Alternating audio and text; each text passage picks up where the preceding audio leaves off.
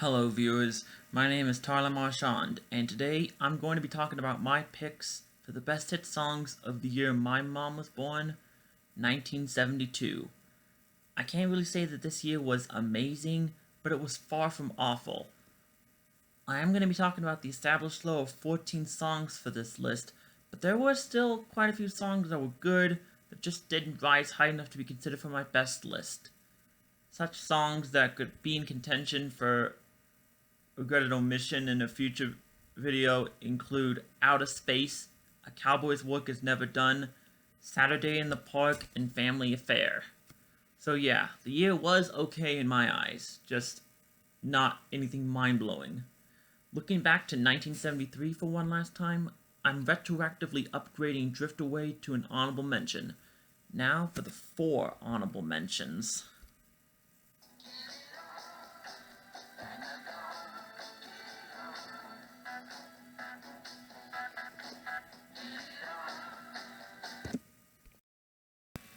And we're starting off this list with glam rock. I think it's pretty obvious that this is a song about wanting to have sex with a woman, considering all the ways vocalist Mark Bolan is describing his idyllic woman. However, what drew me in was the instrumentation.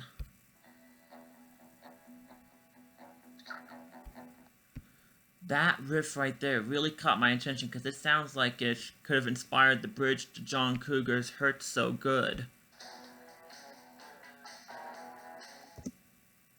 Maybe that's a bit of a stretch, but anyways, it caught my attention. And for a song that some people may be thinking as a stretch for a best list,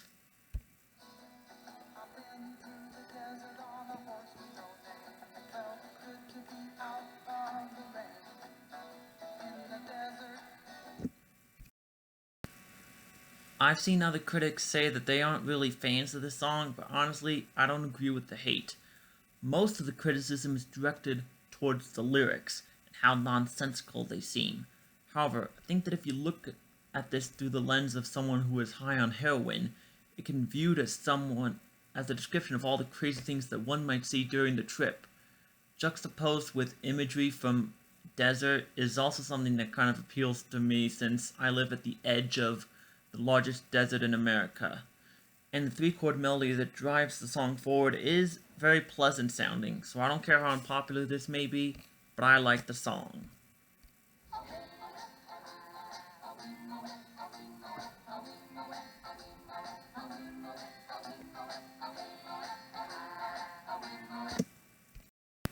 This is a strange song, to be honest with you. It is barely 2.5 minutes long, and there are very few lyrics that can be understood here, or at least make sense. The rest of the song are Zulu chants.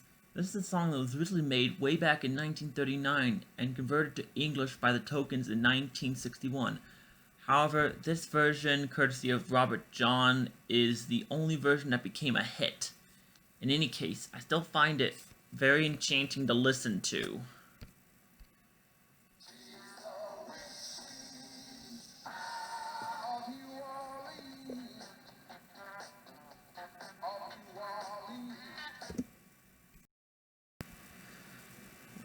Speaking about enchanting, I was thinking after hearing Come and Get Your Love that Redbone was a one-hit wonder band. Man, was I wrong. They actually had a career before that smash hit dominated the very lifeless 1974. Now, this song obviously doesn't compare to Come and Get Your Love, but I still like it very much all the same. Here, the Native American band created another instant earworm of a song, telling the story of a Cajun witch. I'm really interested in seeing if Redbone had any other hits across their career, but really, considering how strange the act was, I'm not really sure if I do expect it, but I will be surprised if I do see more. Okay, those were my 4 honorable mentions. Now it's time to see what songs actually made my list, starting out with number 10. And we're starting out this list with a folk song, and the artist behind this song isn't foreign to my best list.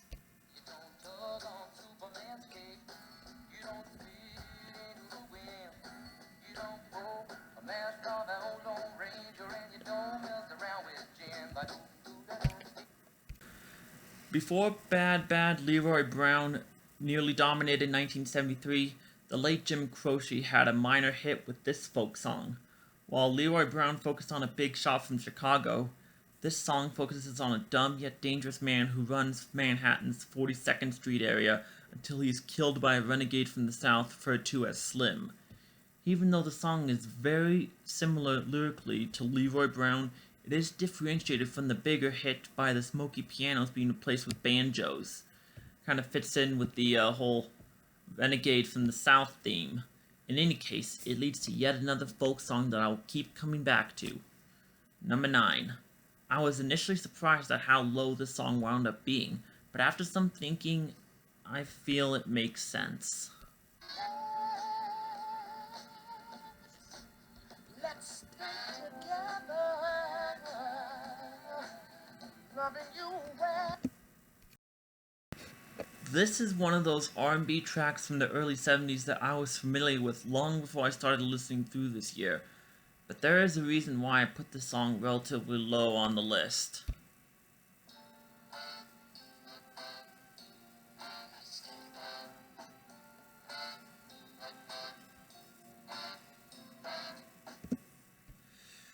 I will admit that once that horn segment starts this song off, you realize you're in for a treat with this track.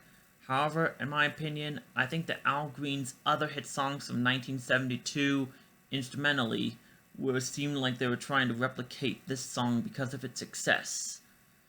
So by the time I wound up getting to this song, after going through a lot of others, that horn riff wasn't as, how do I say, fresh as I was hoping it would be.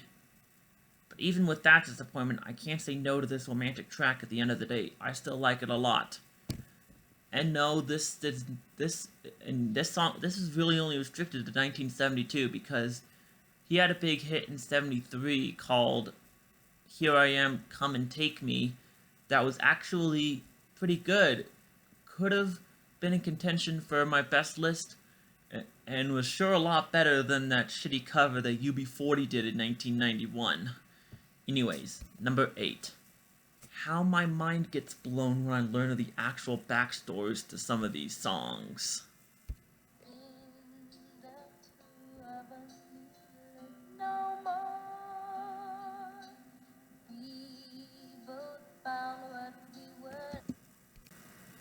This song was written for a titular movie about a young boy who befriends a rat. I admit that I have a pretty imaginative and creative mind, but this is the sort of thing that I couldn't come up with. Now that that's out of the way, this is actually the first solo #1 hit from Michael Jackson, then 14 years old. Before learning of the strange history of this track, what actually drew me in was the lyrical content about befriending someone that doesn't have many friends. The lyrics do fit in with the theme of a kid befriending a rat, but it can still fit in with someone who really wants to befriend someone who is clearly an outcast, and yeah, that's the sort of thing that this song can work quite a bit outside of the context of the movie. Being that Michael Jackson was 14 at the time, I found his voice to be kind of a bit irritating. However, I can detect that MJ is earnest in his vocal delivery, so that makes up for his voice in my view. I can't hold against him the fact that he's a young kid when making this song. I just can't. I've heard songs about pets before, but I never thought I'd talk about a song about a rat. And here we are. Number 7. And here's another R&B classic that I was familiar with long before exploring the music of 1972.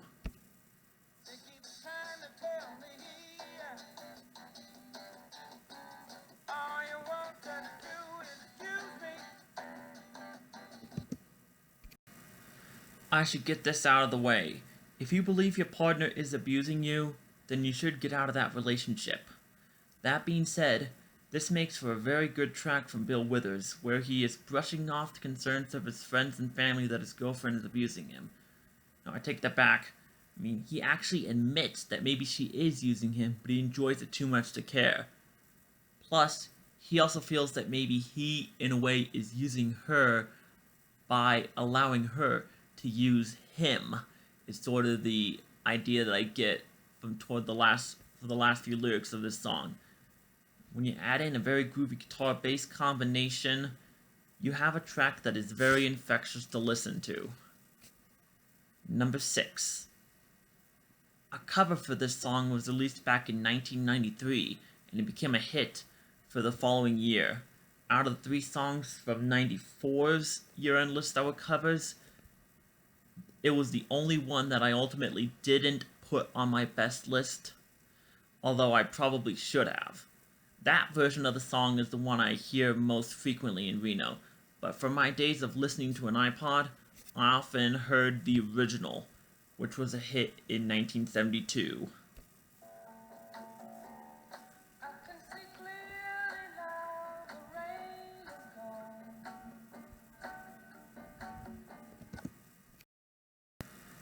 This song opens up the 1997 comedy Grosse Pointe Blank, and thus is featured in that movie's soundtrack, where I was first exposed to this song about hope in the future. It may be currently cloudy and dark around you, but as time comes by, the sun is going to shine through, and all that darkness will be gone. There are elements of both the Johnny Nash and the Cliff Richard version of this song that I really gravitate towards. And it's to the point where it's kind of almost difficult to choose which one I like. However, at the end of the day, if 2 versions exist, it is generally safer to go with the original. And an extreme example of such will be coming up shortly. But before I do that example, number 5. These next 3 songs are all considered true classics in their respective genres, and there is no way that I wouldn't be talking about them in one form or another. The first of this trio of terrific tracks is about as long as the other 2 combined.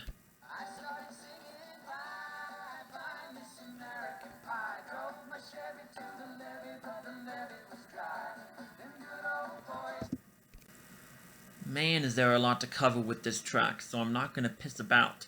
The timeline of this song covers 3 decades, and a lot of major cultural events that occurred during the most turbulent of those decades. It mainly focuses on how rock music evolved after Buddy Holly died in a plane crash in the 1950s, with Bob Dylan and the Beatles struggling to be the top dog for the genre in the 60s. You also get some significant cultural events in the 60s, such as the moon landing. At the end of the song, it comes full circle with the death of Janis Joplin in 1970. Apparently the music died when Buddy Holly died in the plane crash, and the same thing happened when Janis Joplin overdosed. Don McLean's magnum opus is fantastic. And there will never be a day the music dies. Number 4.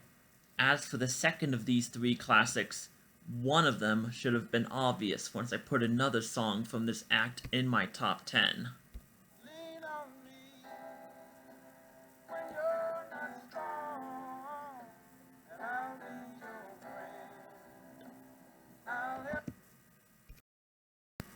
Use Me is a very good R&B track, but this is the definitive song of Bill Withers' career. The ultimate support track about being there for someone when they need it, and knowing that they'll be there for you when you need it. This is what really baffles me about this song is that I rarely, if ever, hear this song out in public. I'm pretty sure that this is the version that you viewers wind up hearing more often.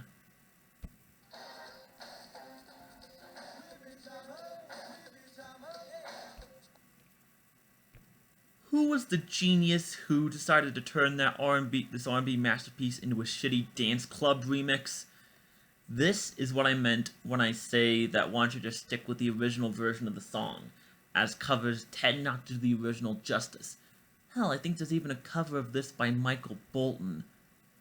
But based on how that no talent ass clown completely butchered When a Man Loves a Woman, I'm probably safe not hearing his version of Lean On Me.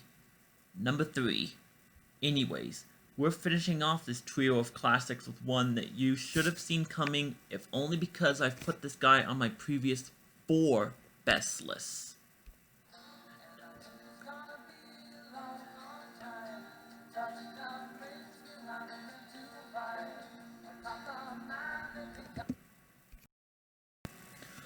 Most people will gladly point to Rocket Man as Elton John's best song, if not his signature track.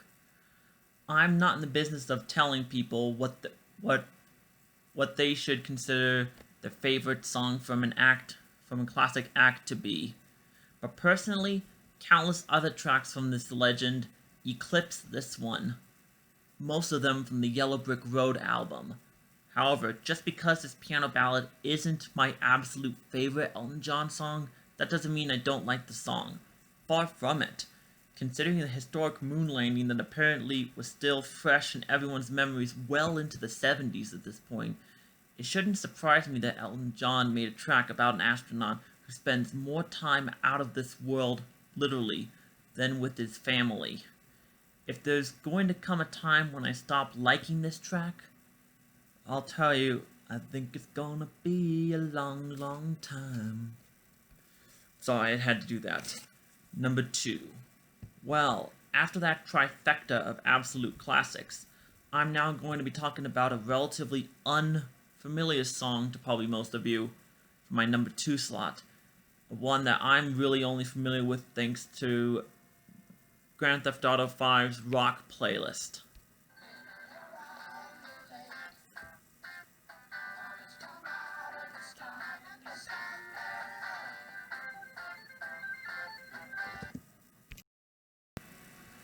I find it amazing that yes, the act behind 1984's Only of a Lonely Heart have been around since the late 60s, though the lineup has shifted over the years.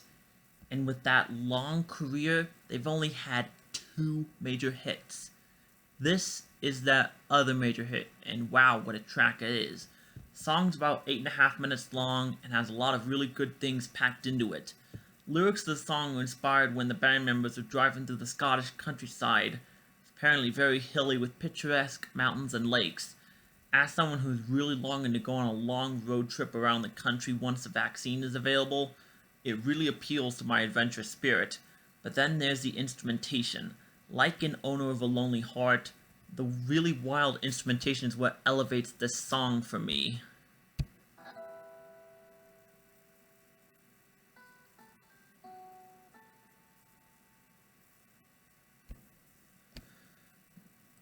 This song starts off with that mostly acoustic guitar driven segments that are reminiscent of something that I hear in folk songs, and then it builds up gradually.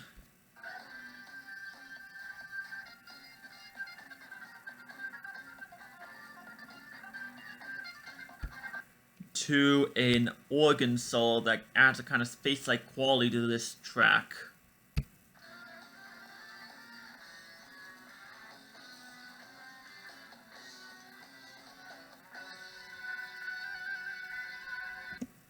And there's those guitar breakdowns that build up to a final chorus phenomenally. Now, with that out of the way, what topped this list? I promise you, this is going to be... You're not going to believe me when I say that it's something I wasn't expecting, even though it is something that you probably would expect me to have already known and loved. I'll just tell you that much. Number 1. Like I said, even though this song fits perfectly into what you would expect me to already be head over heels in love with, I wasn't really familiar with this song prior to listening through 1972. However, once I listened through it, I knew that if this song didn't top my list, it would be near the top. Classics like Rocket Man, Lean On Me, and American Pie did give the song some stiff competition, but at the end of the day, Eric Clapton reigns supreme.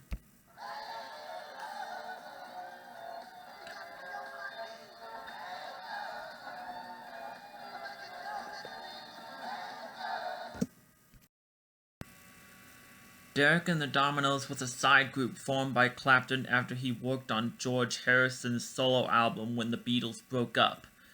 This is the side product's signature track, and it is very interesting to talk about. While working with Harrison, Clapton started developing feelings for his wife, Patty. She is the Layla in this song. What is even stranger is that Clapton and Layla later wound up marrying. What really caught me with the song was the instrumentation.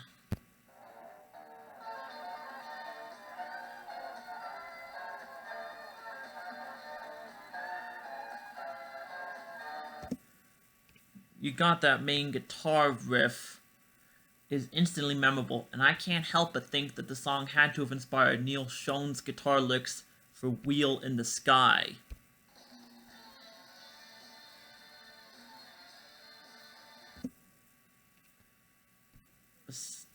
And amazingly, that isn't the only song that I think was inspired by this track.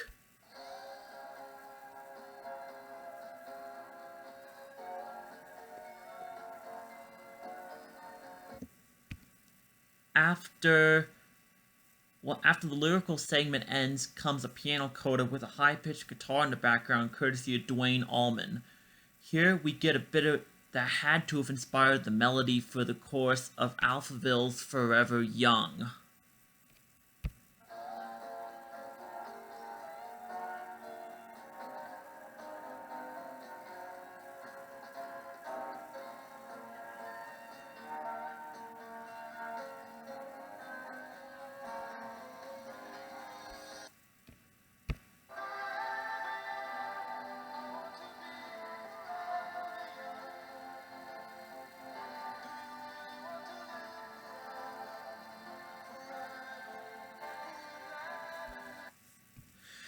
Let me know if you are hearing what I think I hear. Anyways, I will be loving this song for years to come, and Layla is my pick for the best hit song in 1972. Well, that was my list. Thank you all for watching. If you like this video, share with others so that I can continue to grow my channel. Subscribe to my channel for notifications of new material or notifications in general, and leave your opinions and thoughts down below. Wow, this is actually an interesting year where there was a lot more diversity in the list than I usually do have, admittedly. Let's see. Songs that I would consider to be rock, probably like not even half of the list is what I consider rock. And that's even counting the soft tracks like American Pie and Rocket Man. Anyways, my next video is going to be on my picks for the best hit songs of 1971. Tentatively, I have that video being out on Monday, July 27th. Stay tuned for that video. Until then, I'm Tyler Marchand, and I'll see you later. Take care and stay safe.